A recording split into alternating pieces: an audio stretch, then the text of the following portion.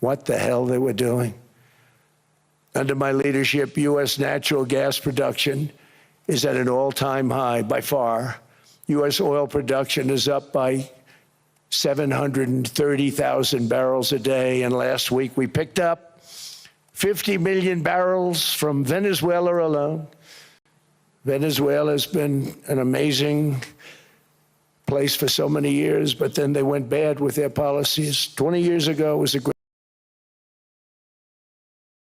country, and now it's got problems, but we're helping them. And those 50 million barrels, we're going to be splitting up with them, and they'll be making more money than they've made in a long time. Venezuela is going to do fantastically well. We appreciate all of the cooperation we've been giving. We've been giving great cooperation. Once the attack ended, and they said, let's make a deal. More people should do that. But Venezuela is going to make more money in the next 6 months than they've made in the last 20 years. Every major oil company is coming in with us. It's amazing. It's a beautiful thing to see. The leadership of the country has been very good. They've been very, very smart. The price of gasoline is now below $2.50 a gallon in many states, $2.30 a gallon in most states, and we'll soon be averaging less than $2 a gallon. In many places, it's already down even lower, $1.95 a gallon.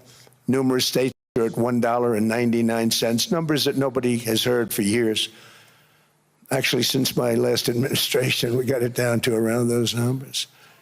I've signed an order directing and approval of many new nuclear reactors. We're going heavy into nuclear. I was not a big fan because I didn't like the risk, the danger, but they have the progress they've made with nuclear is unbelievable, and the safety progress they've made is incredible. We're very much into the world of nuclear energy, and we can have it now at good prices and very, very safe. And we're leading the world in AI by a lot.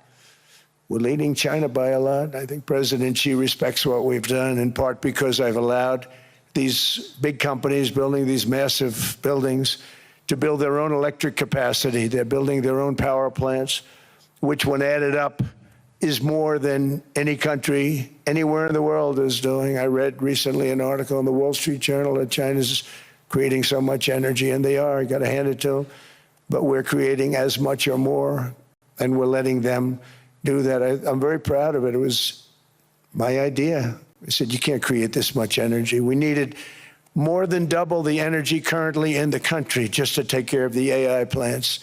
And I said, we can't do that. We have an old grid system. And I came up with the idea, you know, you people are brilliant. You have a lot of money.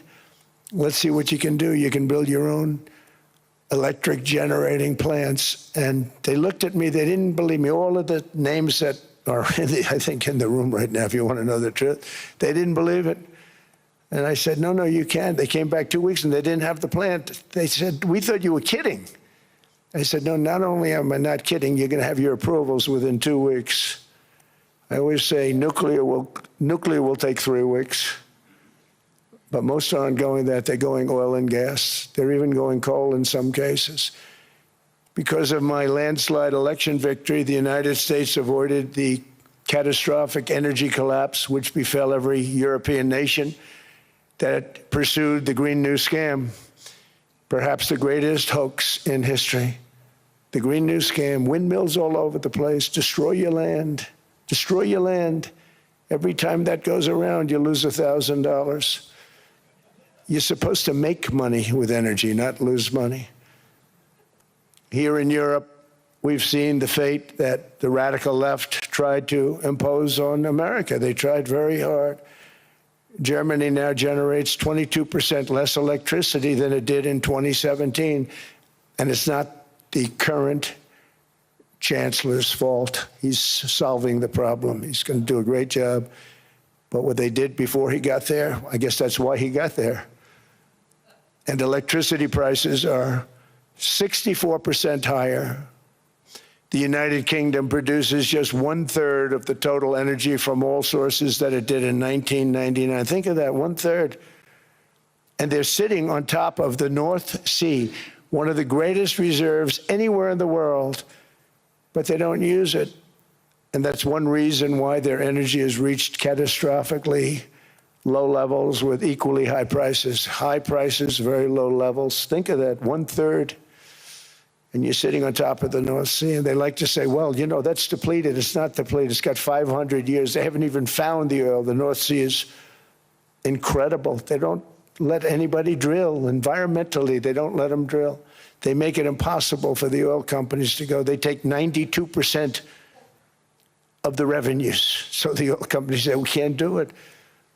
They came to see me. Is there anything you can do? I want Europe to do great. I want UK to do great.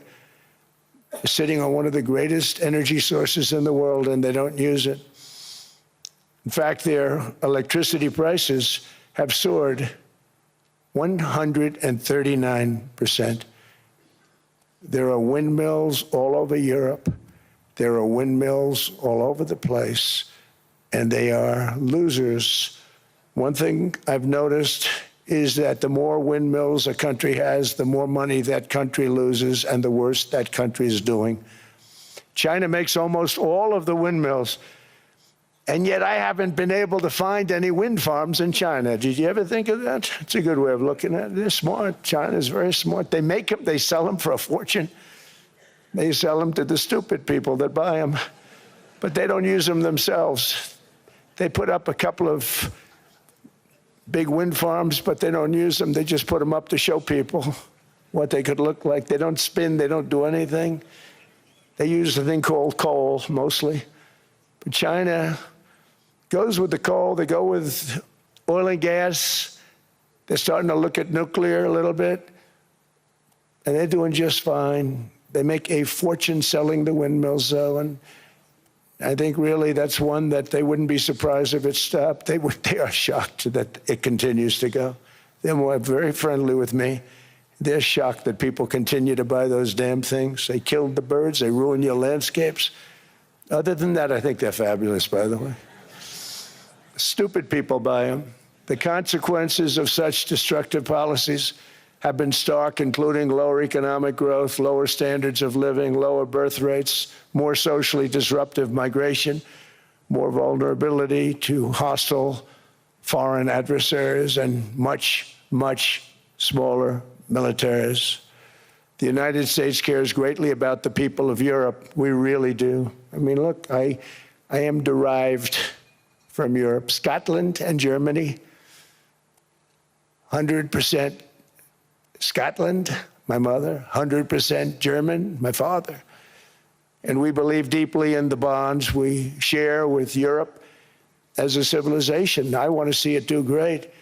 That's why issues like energy, trade, immigration, and economic growth must be central concerns to anyone who wants to see a strong and united West, because Europe and those countries have to do their thing. They have to get out of the culture that they've created over the last 10 years. It's horrible what they're doing to themselves. They're destroying themselves. It's beautiful, beautiful places.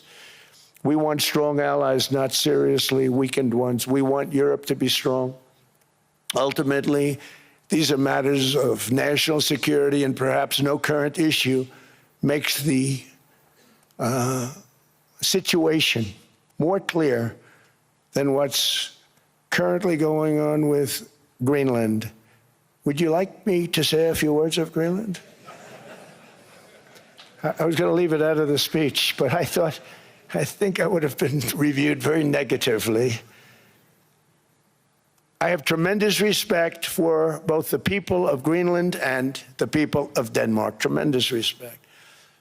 But every NATO ally has an obligation to be able to defend their own territory. And the fact is, no nation or group of nations is in any position to be able to secure Greenland other than the United States. We're a great power, much greater than people even understand. I think they found that out 2 weeks ago in Venezuela. We saw this in World War II, when Denmark fell to Germany after just 6 hours of fighting. and was totally unable to defend either itself or Greenland. So the United States was then compelled, we did it, we felt an obligation to do it, to send our own forces to hold the Greenland territory, and hold it we did at great cost and expense. They didn't have a chance of getting on it, and they tried. Denmark knows that. We literally set up bases on Greenland for Denmark. We fought for Denmark. We weren't fighting for anyone else. We were fighting to save it for Denmark. Big, beautiful piece of ice. It's hard to call it land. It's a big piece of ice. But we saved Greenland and successfully prevented our enemies from gaining a foothold in our hemisphere. So we did it for ourselves also. And then after the war, which we won it big. Without us, right now you'd all be speaking German and a little Japanese, perhaps. After the war, we gave Greenland back to Denmark. How stupid were we to do that? But we did it. But we gave it back. But how ungrateful are they now? So now our country and the world face much greater risks than it did ever before because of missiles, because of nuclear, because of weapons of warfare that I can't even talk about. 2 weeks ago, they saw weapons that nobody ever heard of. They weren't able to fire one shot at us. They said, what happened? Everything was discombobulated. They said, we've got them in our sights. Press the trigger, and nothing happened. No anti-aircraft missiles went up. There was one that went up about 30 feet and crashed down right next to the people that sent it. They said, what the hell is going on? Those defensive systems were made by Russia and by China. So they're going to go back to the drawing boards, I guess. Greenland is a vast, almost entirely uninhabited and undeveloped territory. It's sitting undefended in a key strategic location between the United States, Russia, and China. That's exactly where it is, right smack in the middle. Wasn't important nearly when we gave it back. You know, when we gave it back, it wasn't the same as it is now. It's not important for any other reason, you know, everyone talks about the minerals. There's so many places. There's no rare earth, no such thing as rare earth. There's rare processing, but there's so much rare earth. And this, to get to this rare earth, you got to go through hundreds of feet of ice. That's not the reason we need it. We need it for strategic national security and international security. This enormous unsecured island is actually part of North America, on the northern frontier of the Western Hemisphere. That's our territory. It is therefore a core national security interest of the United States of America. And in fact, it's been our policy for hundreds of years to prevent outside threats from entering our hemisphere, and we've done it very successfully. We've never been stronger than we are now. That's why American presidents have sought to purchase Greenland for nearly 2 centuries. You know, for 2 centuries they've been trying to do it. They should have kept it after World War II, but they had a different president. That's all right. People think differently. Much more necessary now than it was at that time, however. In 2019, Denmark said that they would spend over $200 million to strengthen Greenland's defenses. But as you know, they spent less than 1% of that amount. 1%, there's no sign of Denmark there. And I say that with great respect for Denmark, whose people I love, whose leaders are very good. It's the United States alone that can protect this giant mass of land, this giant piece of ice, develop it and improve it and make it so that it's good for Europe and safe for Europe and good for us. And that's the reason I'm seeking immediate negotiations to once again discuss the acquisition of Greenland by the United States, just as we have acquired many other territories throughout our history, as many of the European nations have. They've acquired, there's nothing wrong with it. Many of them, some went in reverse, actually, if you look. Some had great, vast wealth, great, vast lands all over the world. They went in reverse. They're stuck back where they started. That happens too. but some grow. But this would not be a threat to NATO. This would greatly enhance the security of the entire alliance, the NATO alliance. The United States is treated very unfairly by NATO. I want to tell you that. And when you think about it, nobody can dispute it. We give so much and we get so little in return. And I've been a critic of NATO for many years. And yet I've done more to help NATO than any other president by far, than any other person. You wouldn't have NATO if I didn't get involved in my first term. The war with Ukraine is an example. We are thousands of miles away, separated by a giant ocean. It's a war that should have never started, and it wouldn't have started if the 2020 U.S. presidential election weren't rigged. It was a rigged election. Everybody now knows that. They found out. People will soon be prosecuted for what they did. It's probably breaking news, but it should be. It was a rigged election. Can't have rigged elections. You need strong borders, strong elections, and ideally a good press. I always say it. Strong borders, strong elections, free, fair elections, and a fair media. The media is terrible. It's very crooked. It's very biased, terrible. But someday it'll straighten out because it's losing all credibility. Think of it, when I went in a landslide, a giant landslide, won all 7 swing states, won the popular vote, won everything, and I only get negative press. That means that it has no credibility. And if they're going to get credibility, they're going to have to be fair. So you need a fair press. But you also need those other elements. And I inherited a terrible, terrible situation. If you look, the border was open, the inflation was raging, everything was bad with the United States when I came into office. But I also inherited a mess with Ukraine and Russia, something that would have never happened. And I know Putin very well. He and I would discuss Ukraine. It was the apple of his eye, but he wasn't going to do anything. I said, Vladimir, you're not doing it. He would never have done it. It was terrible what happened. I could see it happening, too. After I left, I could see it happening. Biden had given Ukraine and NATO $350 billion, a staggering sum, $350 billion. I came in, and just like the southern border, just like inflation, just like our economy, I said, wow, this place is in trouble, meaning our country. All of these things were out of control. But the border was out of control. We fixed it with the strongest border anywhere in the world. And I've now been working on this war for 1 year, during which time I settled 8 other wars. India, Pakistan. I settled other wars that were Vladimir Putin called me, Armenia, Azerbaijan. He said, I can't believe you settled that one. They were going on for 35 years. I settled it in 1 day. And President Putin called me. He said, you know, I can't believe I've worked on that war for 10 years trying to settle it. I couldn't do it. I said, do me a favor, focus on settling your war. Don't worry about that one.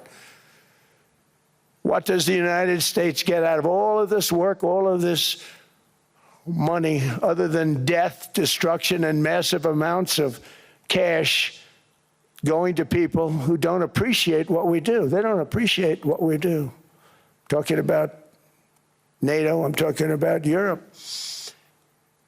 They have to work on Ukraine. We don't. The United States is very far away. We have a big, beautiful ocean separating us. We have nothing to do with it.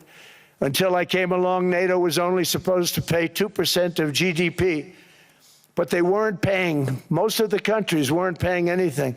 The United States was paying for virtually 100% of NATO. And I got that stopped. I said, that's not fair. But then, more importantly, I got NATO to pay 5%, and now they were paying, and now they are paying. So something nobody said was possible. They said, we will never go up higher than 2%. But they went to 5%, and now they're paying the 5. They didn't pay the 2, and now they're paying the 5. And they're stronger for it, and they have an excellent, by the way, Secretary General, who's possibly in the room. Mark, are you here? Yes, he's here. Hello, Mark. We never ask for anything. and we never got anything. We probably won't get anything unless I decide to use excessive strength and force where we would be, frankly, unstoppable. But I won't do that. Okay? Now everyone's saying, oh, good. That's probably the biggest statement I made, because people thought I would use force. I don't have to use force. I don't want to use force. I won't use force. All the United States is asking for is a place called Greenland, where we already had it as a trustee, but respectfully returned it back to Denmark not long ago after we defeated the Germans, the Japanese, the Italians, and others in World War II. We gave it back to them. We were a powerful force then, but we are a much more powerful force now after I rebuilt the military in my first term and continue to do so today. We have a budget of $1.5 trillion. We're bringing back battleships. The battleship is 100 times more powerful than the great battleships you saw in World War II, those great, big, gorgeous ships, the Missouri, the Iowa, the Alabama.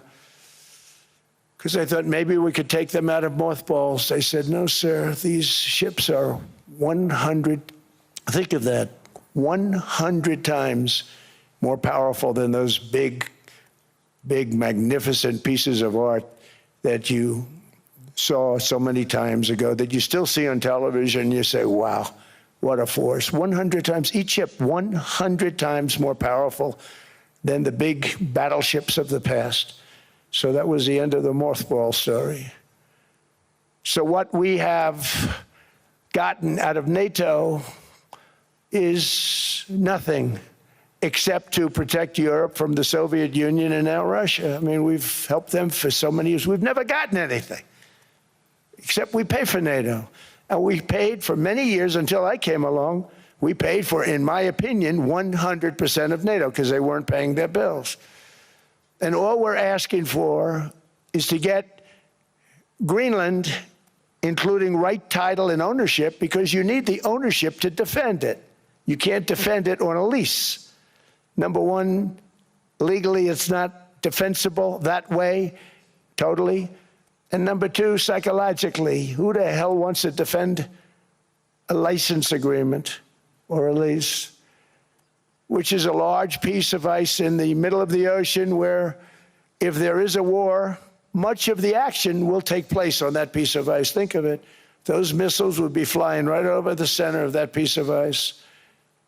All we want from Denmark for national and international security and to keep our very energetic and dangerous potential enemies at bay is this land on which we're going to build the greatest golden dome ever built. We're building a golden dome that's going to, just by its very nature, going to be defending Canada. Canada gets a lot of freebies from us, by the way. They should be grateful also, but they're not. I watched your prime minister yesterday. He wasn't so grateful. But they should be grateful to us. Canada lives because of the United States. Remember that, Mark, the next time you make your statements. What we did for Israel was amazing, but that's nothing compared to what we have planned for the United States, Canada, and the rest of the world. We are going to build a dome like no other. We did it for Israel. And by the way, I told Bibi, stop taking credit for the dome. That's our technology. That's our stuff. But they had a lot of courage, and they were good fighters, and they did a good job, and we wiped out the Iran nuclear threat like nobody can believe. Nobody's ever seen anything like it. That, Venezuela, taking down Soleimani, wiping out al-Baghdadi when he tried to reinstitute ISIS. We did a lot. I did a lot of big things, all perfectly executed. Everyone was perfectly executed. Somebody told me that, a military expert told me, sir, everything you've done has been perfectly executed. I said, I know. So other presidents have spent, whether foolishly or not, trillions and trillions of dollars on NATO and gotten absolutely nothing in return. We've never asked for anything. It's always a one-way street. Now they want us to help them with Ukraine. And we say, we're going to. I'm really helping, not even them. I want to see, last week, if you saw, it was 10,000 soldiers, but last month it was 31,000 soldiers died. 31,000, that's this room times, the number of people in this room times 30. Think of it, 30,000 soldiers died in 1 month. The month before it was 27,000. The month before that it was 28,000. The month before that it was 25,000. It's a bloodbath over there. And that's what I want to stop. It doesn't help the United States, but these are souls. These are young people. Look like you, look like some of you right in the front row. They go to war. Their parents are so proud. Oh, there he goes, comes back. 2 weeks later, they get a call, your son's head's been blown off. I want to stop it. It's a horrible war. It's the worst since World War II. They keep going, they'll exceed World War II. The numbers are staggering, how many people they've lost. They don't want to talk about it. Ukraine and Russia lost just tremendous amounts. And I'm dealing with President Putin, and he wants to make a deal, I believe. I'm dealing with President Zelensky, and I think he wants to make a deal. I'm meeting him today. He might be in the audience right now. But they got to get that war stopped because too many people are dying, needlessly dying. Too many souls are being lost. It's the only reason I'm interested in doing it. But in doing it, I'm helping Europe, I'm helping NATO, and I've until the last few days when I told them about Iceland, they loved me. They called me daddy, right, the last time. A very smart man said, he's our daddy. He's running it. I was like running it. I went from running it to being a terrible human being. But now what I'm asking for is a piece of ice, cold and poorly located, that can play a vital role in world peace and world protection. It's a very small ask compared to what we have given them for many, many decades. But the problem with NATO is that we'll be there for them 100%.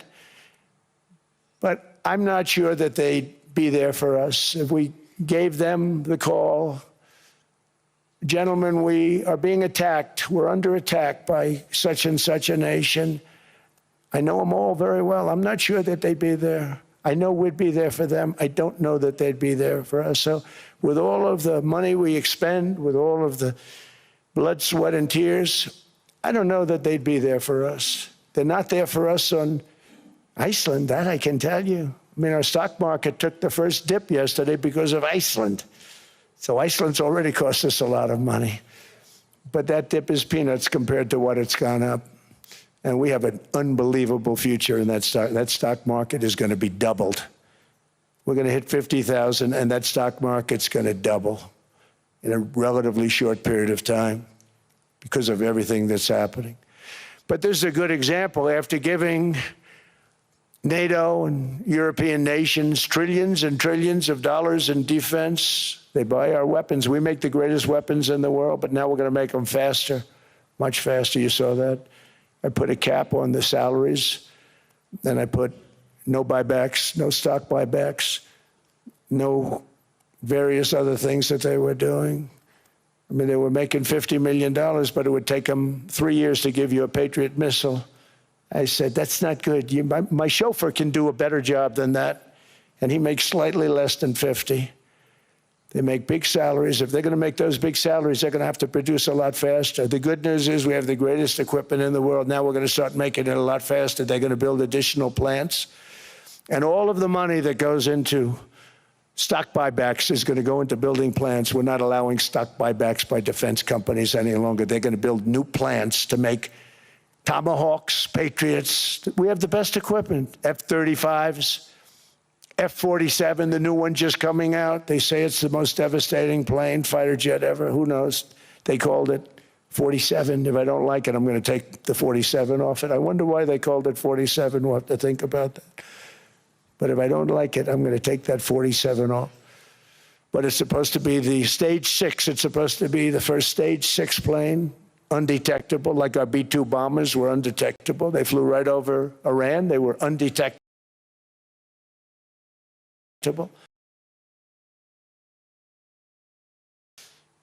So we want a piece of ice for world protection, and they won't give it. We've never asked for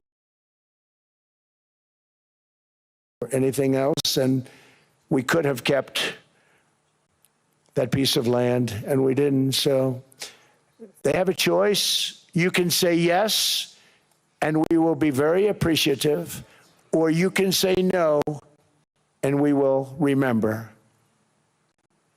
A strong and secure America means a strong NATO, and that's one reason why I'm working every day to ensure our military is very powerful, our borders are very strong, and above all, our economy is strong, because national security requires economic security and economic prosperity, and we have the greatest that we've ever had.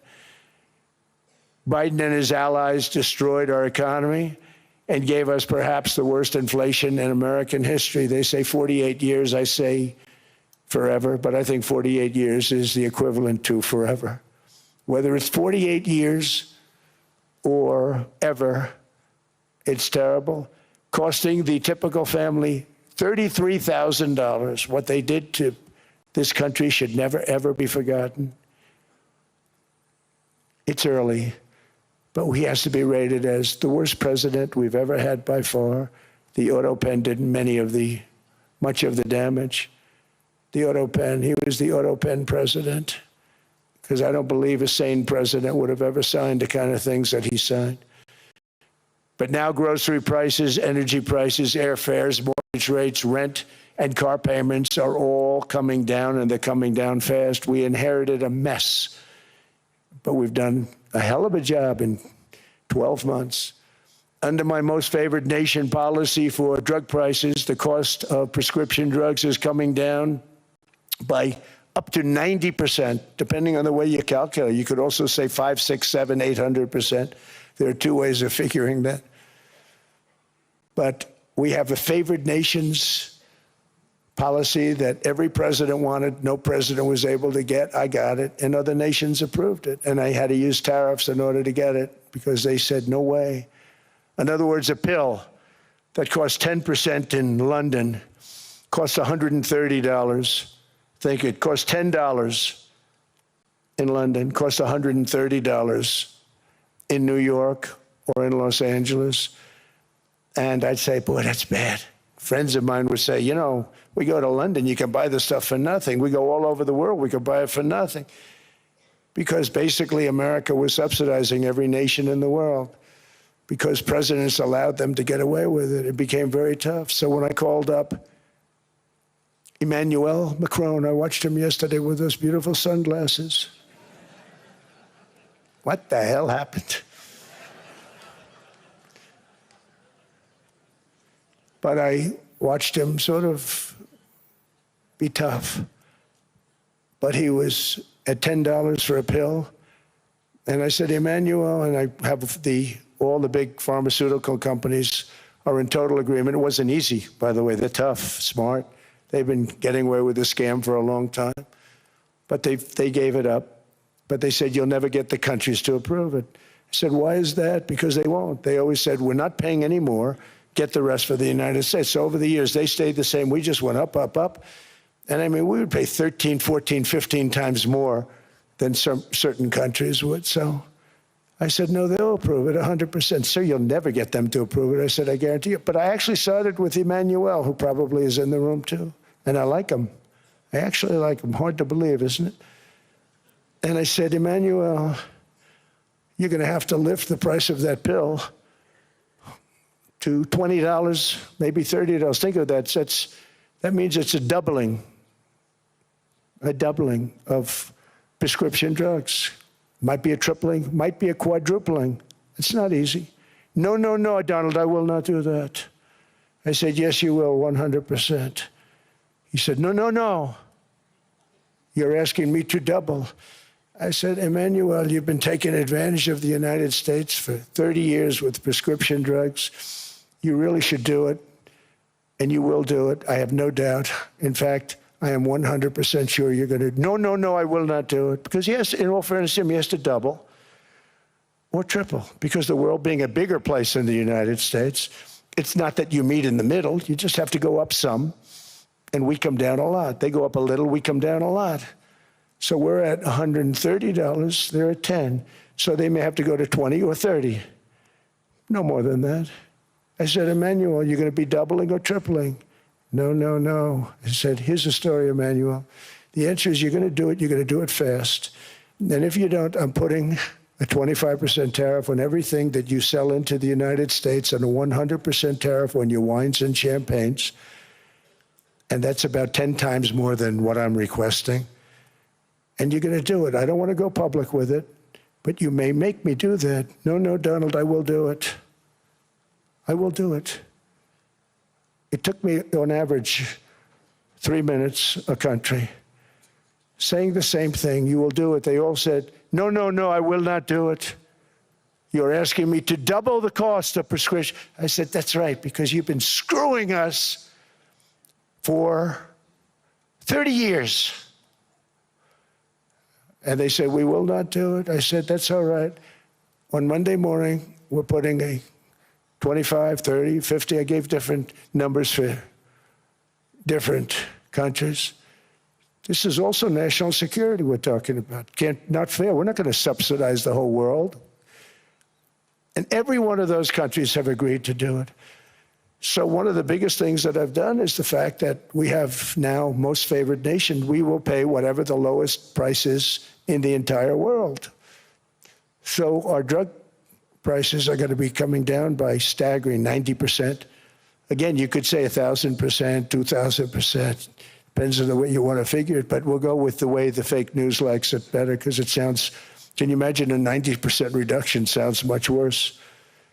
But drug prices are going to be coming down tremendously in all the nations, and I appreciate them doing it, but they did it. In all fairness, without tariffs, I wouldn't have been able to get it done. After declining $3,000 under Biden, real incomes are up in the United States by $2,000, $3,000, and even $5,000 and more.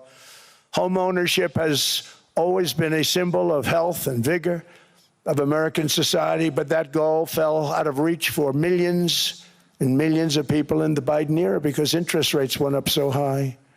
Today, I'm taking action to bring back this bedrock of the American dream. In recent years, Wall Street giants and institutional investment firms, many of you are here, many of you are good friends of mine, many of you are supporters. Sorry to do this to you, I'm so sorry. But you've driven up housing prices by purchasing hundreds of thousands of single-family homes, and it's been a great investment for them. Often as much as 10% of houses on the market. You know, the crazy thing is a person can't get depreciation on a house, but when a corporation buys it, they get depreciation. Okay, that's something we're going to have to think about, too. I don't know if too many people think about that.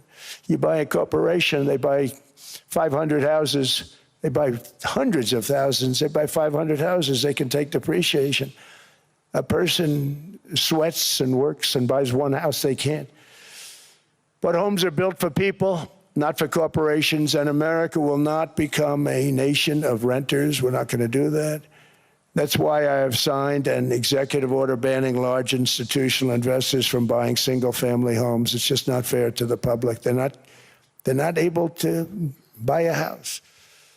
And I'm calling on Congress to pass that ban into permanent law, and I think they will. One of the biggest barriers to saving for a down payment has been surging credit card debt.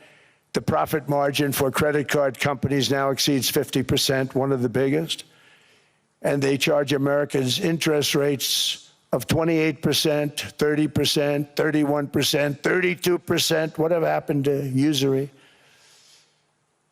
So to help our citizens recover from the Biden disaster, all caused by this horrible, just horrible precedent, I'm asking Congress to cap credit card interest rates at 10% for 1 year. And this will help millions of Americans save for a home. They have no idea they're paying 28%. They go out there a little late in their payment and they end up losing their house. It's terrible. To unleash innovation in savings and financing, I'm also working to ensure America remains the crypto capital of the world. And to that end, last year, I signed the landmark Genius Act into law. Now Congress is working very hard on crypto market structure legislation, Bitcoin, all of them, which I hope to sign very soon, unlocking new pathways for Americans to reach financial freedom. And I did it for two reasons. Number one, I thought it was politically good, and it was. I got tremendous political support. But more importantly, China wanted that market too. It's just like they want the AI. And we've got that market, I think, pretty well locked up. If I didn't do it, Biden was totally against it until before the election, when they realized that, there were millions of people voting against him over crypto. And all of a sudden, they loved it very much, but it was too late. They blew it. But it is politically popular, but it's much more importantly, we have to make it so that China doesn't get the hold of it. And once they have that hold, we're not going to be able to get it back. So I'm honored to have done it. Finally, I've instructed government-backed institutions to purchase up to $200 billion in mortgage bonds to bring down interest rates. And I'll be announcing a new Fed chairman in the not-too-distant future. I think he'll do a very good job. See, I gave away some of it. He did give that away. So we have something, got something, but somebody that's very respected. They're all respected. They're all great. Everyone that I interviewed is great. Everyone could do, I think, a fantastic job. Problem is they change once they get the job. They do. They're saying everything I want to hear, and then they get the job. They're locked in for 6 years. They get the job, and all of a sudden, let's raise rates a little bit. I call them, sir, we'd rather not talk about this. It's amazing how people change once they have the job, but it's too bad. Sort of disloyalty, but they got to do what they think is right. We have a terrible chairman right now, Jerome Too Late Powell. He's always too late. And he's very late with interest rates, except before the election, he was just fine for the other side. So we're going to have somebody that's great, and we hope he does the right job. Last week, the average 30-year mortgage rate dropped below 6% for the first time in many years. Another major factor in driving up housing costs was the mass invasion of our borders. And I have to say one thing about housing, because nobody ever says this. I am very protective of people that already own a house, of which we have millions and millions and millions. And because we have had such a good run, the house values have gone up tremendously. And these people have become wealthy.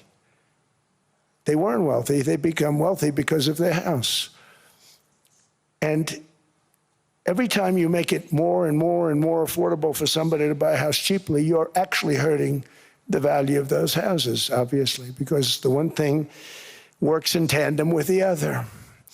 And I don't want to do anything that's going to hurt the value of people that own a house, who for the first time in their lives are walking around the streets of whatever city they're in, very proud that their house is worth $500,000, $600,000, $700,000. Now, if I want to really crush the housing market, I could do that so fast and people could buy houses, but you would destroy a lot of people that already have houses. In some cases, they've mortgaged their house, and the mortgage would be very low, and all of a sudden the mortgage without any changes becomes very high, and they end up losing the house. I'm not going to hurt, and I speak with Scott, who's doing a fantastic job, and Howard, who's doing a fantastic job, and all of my people. And I always say, look, I can crush the hell out of the market. We can drop interest rates to a level, and that's one thing we do want to do. That's natural. That's good for everybody. The dropping of the interest rates, we should be paying a much lower interest rate than we are. We should be paying the lowest interest rate of any country in the world, because without the United States, you don't have a country. I mean, I had a case with Switzerland. We happened to be in Switzerland. Maybe I'll give you a quick story. But they were paying nothing. They make beautiful watches, great watches, Rolex, all of them. They were paying nothing to the United States when they sent their product in. And we had a $41 billion deficit. $41 billion with this beautiful place. Flew over it, isn't it nice? So I said, let's put a 30% tariff on them, so that we get back some of it, not all of it at all. We still have a deficit, big deficit. We had 41 million. That's a big deficit. And I said, let's put a tariff on. Different tariffs, different places. You're all party to them. in some cases victims to them, but in the end it's a fair thing, and most of you realize that. But we put a 30% tariff on Switzerland, and all hell broke loose. They were calling, I mean, like you wouldn't believe. And I know so many people from Switzerland, incredible place, incredible, brilliant place. But I didn't realize that they're only good because of us. And there's so many other examples. I mean, us, probably other places, but a majority of the money they make is because of us, because we never charged them anything. So they come in, they sell their watches, no tariffs, no nothing. They walk away, they make $41 billion on just us. So I said, no, we can't do that. So I'm going to bring it up. I still would have a deficit pretty substantial, but I brought it up to 30%. And I guess Prime Minister, I don't think President, I think Prime Minister called a woman, and she was very repetitive. She said, no, no, no, you cannot do that, 30%. You cannot do that. We are a small, small country. I said, yeah, but you have a big, big deficit. You may be small, but you have a bigger deficit than big countries. He said, no, no, no, please, you cannot do it. Kept saying the same thing over and over. We are a small country. I said, but you're a big country in terms of, and she just rubbed me the wrong way, I'll be honest with you. And I said, all right, thank you, ma'am, appreciate it. Do not do this. Thank you very much, ma'am. And I made it 39%. And then all hell really broke out. And I was paid visits by everybody. Rolex came to see me. They all came to see me. But I realized, and I reduced it, because I don't want to hurt people. I don't want to hurt them. And we brought it down to a, lower level. Doesn't mean it's not going up, but we brought it down to a lower level. But they pay now, tariff. But I realized that we have many places like that where they're making a fortune because of the United States. Without the United States, they wouldn't be making anything. Think of it. Switzerland made $41 billion on us. And as she said, it's a small place. And I realized with that, I don't know, it was so, because she was so aggressive. And I realized in that conversation that the United States is keeping the whole world afloat. Many places, I could give you 6, 7 places just in the people in this little area. I know every one of them. They're sort of, they're looking down. They don't want to see me. They don't want to stare me in the eyes. But they're taking advantage of, everybody took advantage of the United States. But I've been very fair, and I gave them a tariff, and it was fine. But I realized that without us, it's not Switzerland anymore. Without us, it's not any of the countries that are represented here. And we want to work with the countries. We want to work with them. We're not looking to destroy them. I could have said 39, 40%. I could have said I want a 70% tariff, then we make money with Switzerland. But Switzerland would have been probably destroyed, financially destroyed. I don't want to do that. But we should be paying the lowest interest rate of everybody. I hope Scott's listening to this, because we should be paying the lowest interest rate of everybody. Without us, most of the countries don't even work. And then you have the protection factor. Without our military, which is the greatest in the world by far, without our military, you have threats that you wouldn't believe. You wouldn't believe. You don't have threats because of us, and that's because of NATO. One other thing, and I have to say it so importantly, in the old days, and I used to say I'm the youngest in the room. Now I'm among the older. I hate to say it. I don't feel old, but I'm among the older. But I remember not long ago, 20, 25 years ago, when good news came out about, let's say, the United States. The United States had a great quarter. The United States had a great month. All the stocks went up. And that's the way it's supposed to be. Now when they say the United States had a record quarter, it's unbelievable how well it's doing, all the stocks crash because they say, oh no, inflation, they're going to raise interest rates. And they do. Some of these stupid people like Powell, They raise interest rates. And what they do is they stop you from being successful. It used to be when we had a great quarter, a great month, great earnings, great anything, any good news, the stock market went up. That's the way it's going to be. We got to do that again, because that's the way it should be. Now when we have a great month, they want to kill it. Like we did over 5%. People were surprised. We should do 20%. We could do 25%. When we announce good numbers, and the reason is they're so petrified of inflation. And growth doesn't mean inflation. We've had tremendous growth with very low inflation. In fact, growth can fight inflation, proper growth.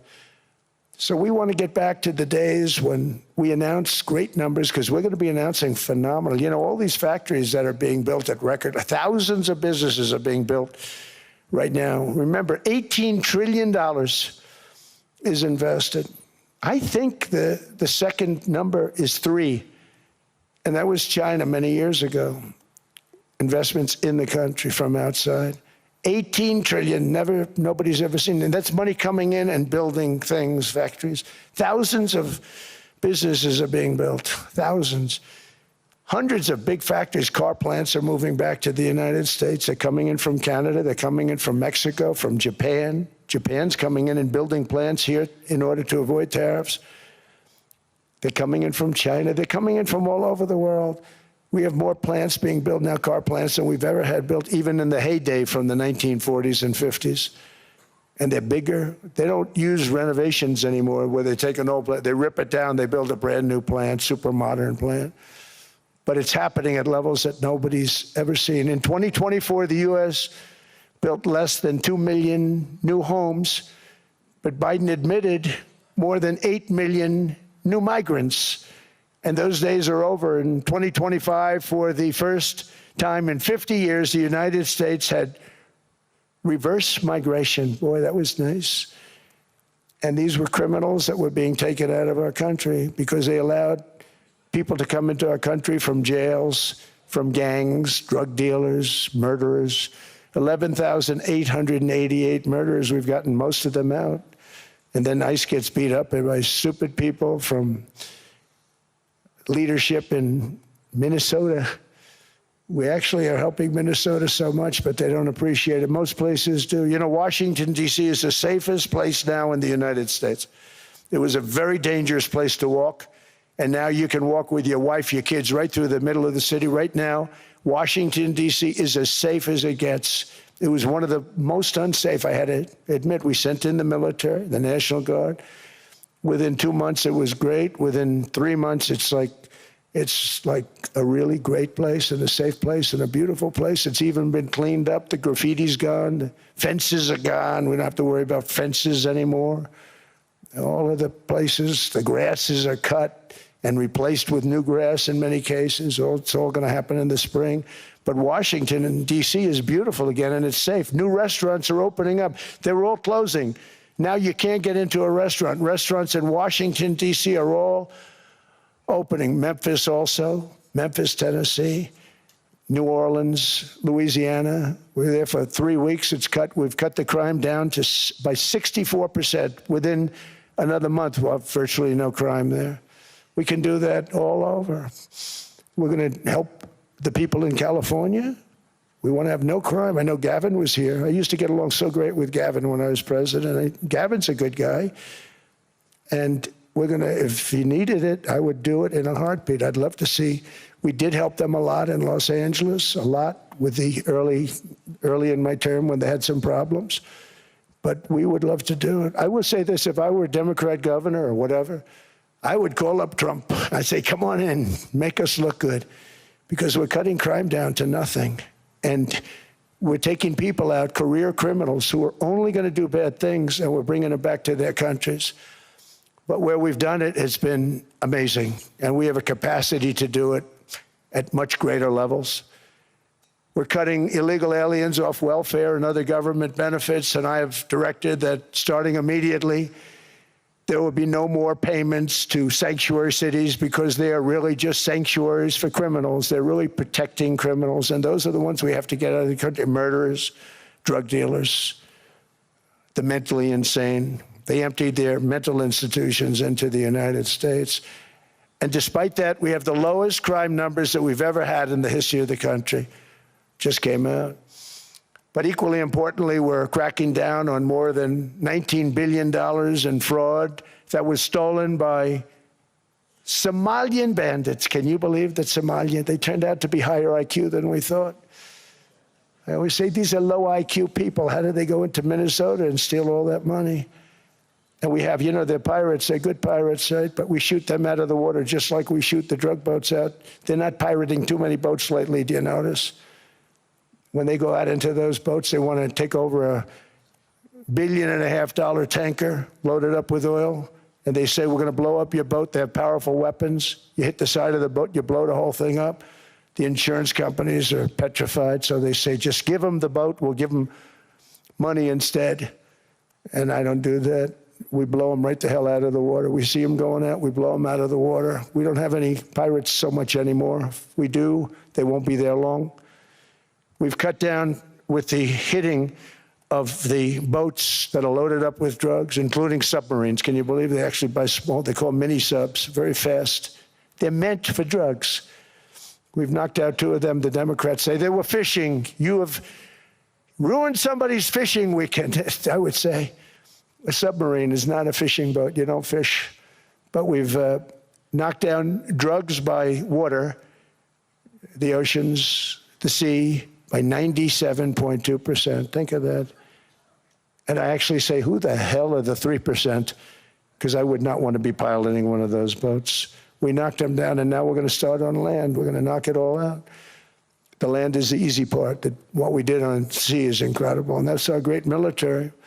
The situation in Minnesota reminds us that the West cannot mass import foreign cultures which have failed to ever build a successful society of their own. I mean, we're taking people from Somalia, and Somalia is a failed, it's not a nation. Got no government, got no police, got no military, got no nothing. And then we have this fake congressperson who they just reported is worth $30 million. You believe this? Ilhan Omar, talking about the Constitution provides me. She comes from a country that's not a country, and she's telling us how to run America. Not going to get away with it much longer, let me tell you. The explosion of prosperity and conclusion and progress that built the West did not come from our tax codes. It ultimately came from our very special culture. This is the precious inheritance that America and Europe have in common. We share it. We share it, but we have to keep it strong. We have to become stronger, more successful, and more prosperous than ever. We have to defend that culture and rediscover the spirit that lifted the West from the depths of the Dark Ages to the pinnacle of human achievement. We live in an incredible, changing period. It's an unbelievable time, but we have to take advantage of the time that we're in. In our hands are technologies that our ancestors could scarcely have. I mean, they couldn't have even dreamt some of the things that we see today. And so rapidly they're produced. I mean, AI, 2 years ago, nobody ever heard of the term, and now everybody's talking about it. And it can have some very good purpose. It could also have some dangerous purpose, and for that we have to watch out. But some tremendous things are happening because of it. And we're leading by so much. We're doing so well. But opportunities that are bigger and grander than ever before in human history are right before us. It is the pioneers in this room. Many of you in this room are true pioneers. You're truly brilliant people. Just your ability to get a ticket is brilliant because you have about 50 people for every seat. I don't know what, that's Larry. Everything Larry touches turns to gold. He made this very successful. But you're in this room, and some of you are the greatest leaders anywhere in the world. You're the greatest brains anywhere in the world. And the future is unlimited, and to a large part because of you, and we have to protect you, and we have to cherish you. I always say we have to cherish our brilliant people because there aren't many of them.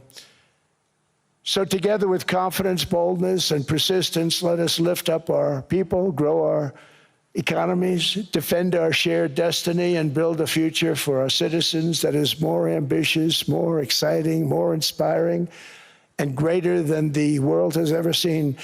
We're in a position to do things that nobody else has ever even thought of before. And many of the people in this room are the ones that are doing it, and I want to congratulate you, and I'm with you all the way. You can do things that nobody else can even think about. So I congratulate you on your tremendous success. And the United States is back, bigger, stronger, better than ever before. And I'll see you around. Thank you all very much. Thank you very much.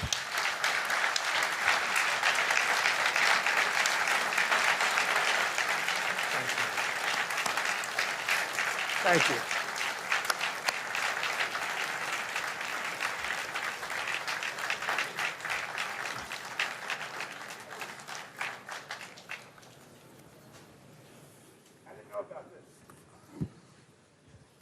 This was supposed to be a nice fire chat, Mr. President. Yes, good.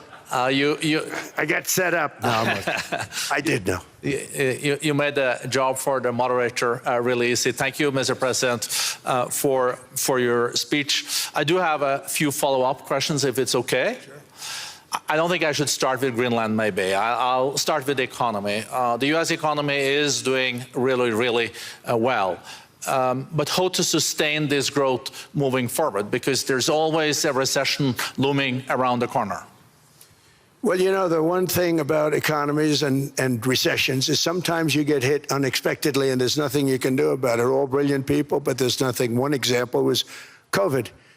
We had an economy going at levels like nobody had ever seen my first 2.5, 3 years. And then I heard the word pandemic, not COVID. They came up with that name over a period of time. We won't get into that. But I heard the word pandemic. And I had a poll come out that was so strong just prior to that, and I was with the two best pollsters, McLaughlin and Fabrizio, and they said, sir, George Washington and Abraham Lincoln, if they came back and ran as president and vice president, they couldn't beat you. And then what happened is the following day, I was told to stay tuned because there's something really bad happening in China. There are bodies laying all over Wuhan, right around that certain building that we talk about. I always said it came from Wuhan. It did come from Wuhan. And they were body bags. We saw it by satellite. And they said, there are strange things happening in China. And so it began. And we ended up with the COVID, and the whole world suffered. We did a phenomenal job. I don't think we got the credit we deserved. We did something that Operation Warp Speed, which some people say was one of the greatest military feats ever. We did a great job. Used our military, used a lot of people. But sometimes you get hit with things, nothing you can do. You get hit with things like that unexpectedly. And we got through it. And when I left, the stock market was higher than it was previous to the COVID coming up. And that was, I called it a great achievement. But things happen, bad things happen. The things that we can stop are wars if we're smart. That we can stop. Those are a matter of being intelligent and having intelligent people on the other side, because wars are the worst of all. Wars are worse than anything. But we can stop wars because that's sort of up to us. But things like dust flying in the air, wherever COVID comes from or whatever comes, sometimes you have to be a little bit lucky. But we are poised to have an economy like no other, not only in this country, but anywhere. And you know, when you hear the kind of numbers that I can tell you that Scott Bessent was with me the other day, and he's looking at numbers. He said, I can't. And that's all he's done his whole life, pretty much your whole life. Scott, you weren't going to be a football player, I don't think. Scott was not that great at football, but he was always good at numbers, right? And he was looking at numbers. He said, I've never seen anything like this. We're poised to do things that no other country has ever done. And, you know, luck, I hate to say it, but we need a little luck. We don't want to get hit by something that nobody could have thought. Whoever thought we were going to hit by a pandemic? You know, when I heard the word pandemic, I said, oh, that's an ancient problem. World War I, they lost 100 million people. It actually ended World War I. A lot of people don't know. The Spanish flu in World War I ended the war because all the soldiers were sick. The soldiers were so sick on both sides, and that war was raging, and they were all dying from the Spanish flu. They were sick as dogs. They couldn't fight. So, you don't know how that would have turned out. But so we do, subject to that, and I always have to put a caveat in for it, but we're poised to have the greatest growth of any large country, I think any country that there's been. When you look at what's happening in the United States, it's really amazing. Thank you. One thing that maybe keeps you up at night, I know you don't sleep that much anyway, Mr. President, is the debt. The U.S. debt is high, is now the biggest expenditure on your budget. How to get out of that impasse? Well, the big thing is growth. Growth is the way. If we grow like this, we go from having a $37 trillion. We go from having high debt to low debt. But we also are cutting expenses, the old-fashioned way. We have extraordinary growth. I think we're going to be growing our way out. I think we're going to be paying off debt. We're taking in tremendous money from tariffs fairly. And again, I'm using them judiciously. Switzerland's a case study. I could have gotten much more. I could have asked for much more. But we're using them judiciously. But I think growth, most importantly, and then cutting costs. Now, if you take a look at Minnesota, $19 billion in fraud and other things. People going to airports, they came into the country, they don't have 10 cents, and they're leaving with hundreds of thousands of cash in their bags. When we get to that, and our DOJ, Pam, and Todd, and all the people that work over there, and all of the people that work in here, I can tell you, Scott Bessent is working on that. It's a priority, right? You have your whole team. We're in there looking for where this money is coming from, how much it is. It could be more than $19 billion. Can you believe that? That's just one state. If we were able to cut out 50% of the fraud, 50%, and we should be able to do better than that, we would have a balanced budget without having to talk about even growth. So we have a lot of options, but we're working very hard on that. That's a big deal. It's not just the protests, the fake protests done by agitators and, professional insurrectionists. That's what they are. They're professional troublemakers. But we are looking very strong at the money, too, in Minnesota and other places. I think, Mr. President, also the $500 billion invested in artificial intelligence and the frontier technologies last year also were driving growth exponentially in the U.S. Well, AI has been a big factor. AI is massive. Mark Zuckerberg showed me a plant where he put it over a map of Manhattan, and it was basically the size of Manhattan. This is not, I said, you got to be kidding. It's a plant that was miles long, miles wide, very high. I don't think it was high like the Empire State Building, but it was high. And it literally covered most of the island of Manhattan. That's called a big plant. And, when I heard they're going to spend $50 billion building it, I said, if you spend $50 million, you can build a nice little shopping center. If you spend $500 million, you can build a good shopping center. But how do you spend $50 billion? When I looked at this thing, I said, you think you'll be able to do it for that? It's amazing when, some of the plants that I see, and I see them all, and again, so big is we're letting them build their own electric generation. This way we have no problem, and otherwise they'd be complaining. There'd be nobody able to, we have an old grid system. And not only that, they're going to sell at a very cheap price the excess electricity that they create back into our grid. So that'll solve some problems for certain states that don't have enough electricity. We also know that on the AI, there is fierce competition between the U.S. as the largest economy in the world, 27% of the global GDP and 5% of the global population, not doing that badly, and China. And we know that that competition is very tough on AI. I know you're heading to a state visit to China in April. How do you see the U.S.-China relationship moving forward? Are you able to combine this tough competition with also collaboration? So I've always had a very good relationship with President Xi and with President Putin. Talk about, the larger powers. But I've always had a very good relationship with President Xi of China. He's an incredible man. What he's done is amazing. He's highly respected by everybody. And I do now. I mean, now I have good. It was very severely interrupted by COVID. I used to call it the China virus, but he said, "Do you think you could use a different name?" And I decided to do that, because why should we have a problem over that? But I would do that, and they were. You're a true diplomat, huh? I became a diplomat for the first time. Well, who taught me that? Marco Rubio. Marco Rubio. He said, "Let me teach you about diplomacy.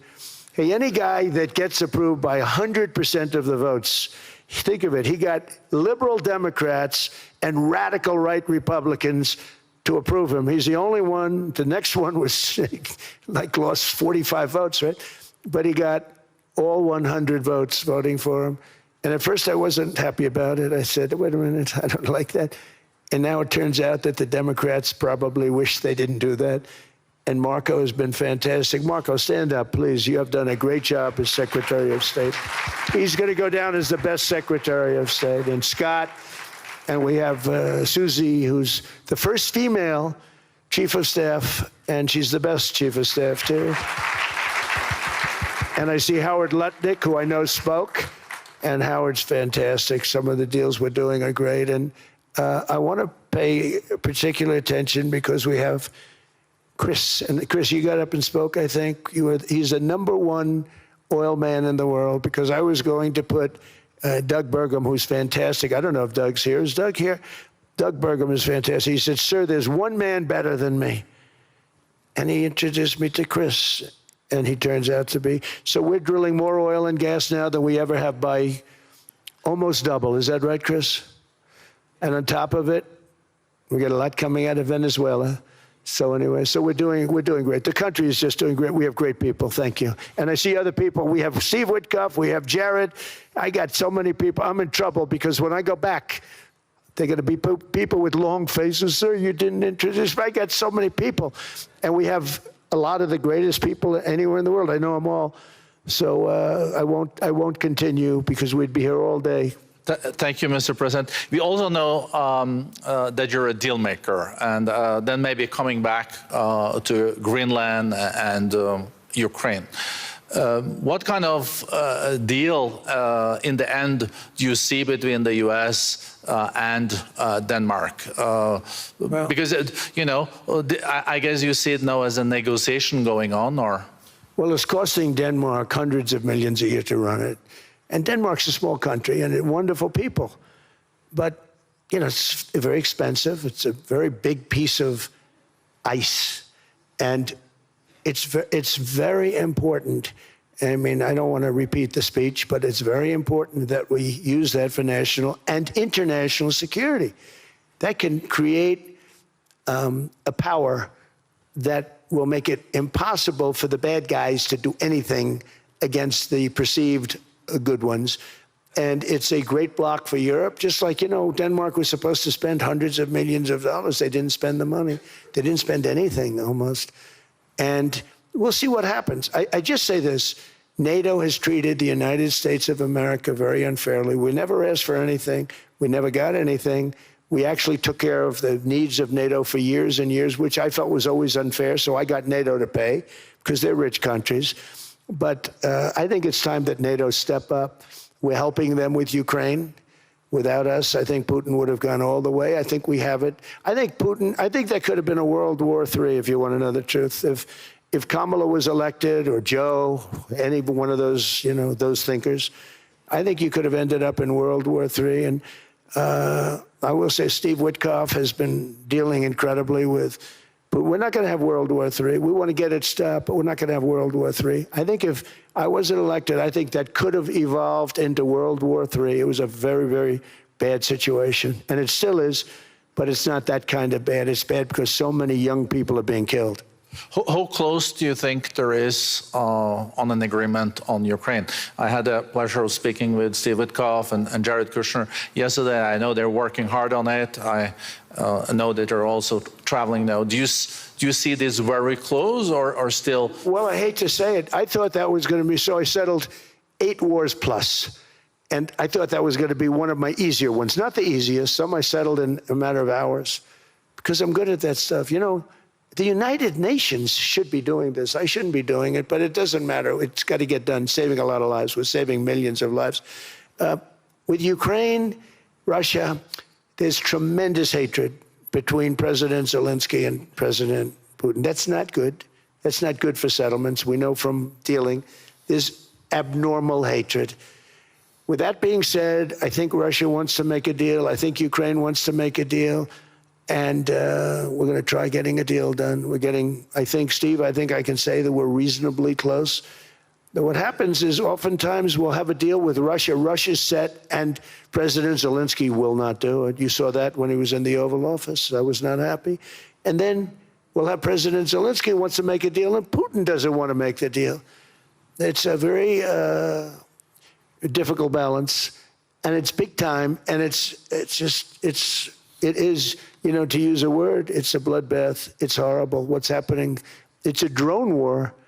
The drones are killing, you know, thousands of people a week, thousands. We have to get it stopped. So I believe they're at a point now. I'm going to meet with President Zelensky later today.